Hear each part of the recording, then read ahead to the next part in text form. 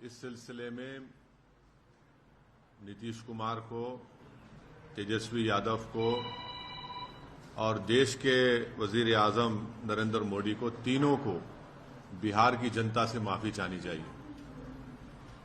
और तीनों पार्टीज ने मिलकर बिहार की जनता को जो बातें की हैं और जो वादे किए थे और अपनी पॉलिटिकल आइडियोलॉजी की बात की थी, उन सब तीनों ने मिलकर बिहार की जनता को एक बहुत बड़ा धोखा दिया है। और यकीनन इसमें सबसे बड़ा रोल है नीतीश कुमार का। नीतीश कुमार कल तक हमको गाली देते थे कि ओवैसी बी टीम है। अब नीतीश कुमार को शर्म नहीं आती उसी जगह पर जाकर बैठने के लिए जहां पर हम पर इल्जाम लगाते थे। और नीतीश कुमार ने पॉलिटिकल अपॉर्चुनिज्म कहना तो अंडरस्टेटमेंट होगा, उन्होंने हर चीज का रिकॉर्ड तोड़ दिया है और कोई उनकी बात का न एतबार है न भरोसा है। मैं शुरू से कह रहा था कि नीतीश कुमार फिर से बीजेपी में जाएंगे, मगर लोग हमारी बात पर यकीन नहीं कर रहे थे। अब हम तेजस्वी यादव से पूछना चाह रहे हैं कि बताओ कैसा लग रहा है आपको? अभी आपने हमारे 4 एमएलएस को तोड़ा था, अब आपको कुछ दर्द हो रहा है सीने में? तकलीफ हो रही है आपको अपने भेजे में?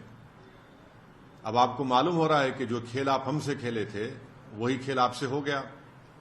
और तेजस्वी यादव और उनकी पार्टी धोखा दी है।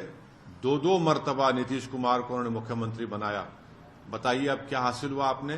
बीजेपी को आपने सत्ता दे दी।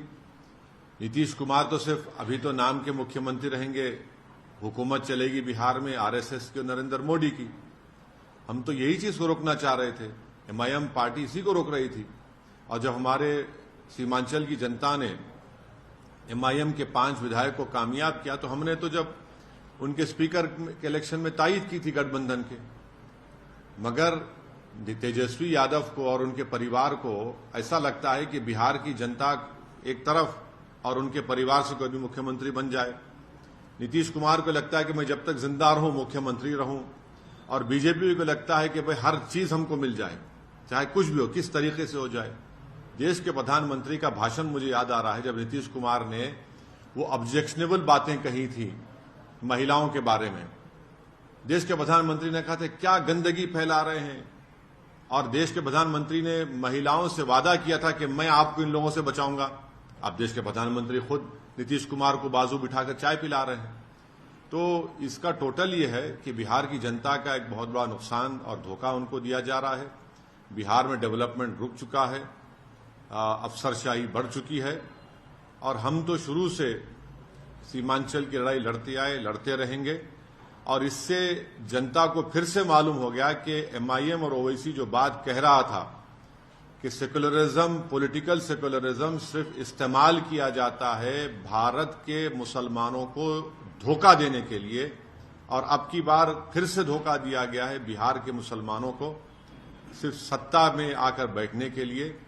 मैं उम्मीद करता हूं कि न सिर्फ बिहार बल्कि पूरे देश के जो अल्पसंख्यक समाज, मुसलमान और जो हमारे सेकुलर जहन रखने वाले हिंदू, ओबीसी और दलित भाई हैं, वो देखेंगे इन चीजों को कि कैसे सेकुलरिज्म के नाम पर चुनाव में तो वोट लिया जाता है और उसके बाद फिर आपकी वोट को ले जाकर आरएसएस और मोदी के झोली में रख दिया जाता है। तो उम्मीद करते हैं कि वो इससे एक इसका नोट लेंगे और उन पार्टीज का साथ देंगे जो आपकी पॉलिटिकल लीडरशिप को डेवलप करना चाहती है।